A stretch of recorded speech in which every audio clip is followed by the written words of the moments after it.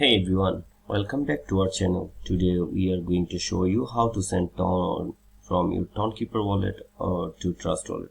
Quick, easy and secure. Whether you are transferring funds for trading, staking or just managing your crypto, this step-by-step guide will help you do it effortlessly. So grab your phone, follow along and let's get started.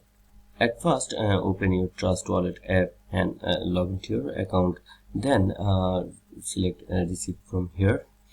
After selecting receipt, then search for Ton and search for it. Then copy your wallet address, and this is where you can send the funds. Now open your Tonkeeper app. Make sure you have logged in and have enough Ton in your wallet for the transfer. Then tap send from here. After tap send, then paste the Ton address you copied from Trust wallet. So double check to avoid mistakes. Next, enter the amount of Ton you want to send.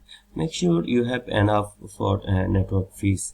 So review all details carefully, then confirm the transaction. Your Ton will be on its way. Give it a few more minutes and then check Trust wallet. Your funds should arrive shortly. And that's it. That's how you can successfully send Ton from Tonkeeper to Trust wallet.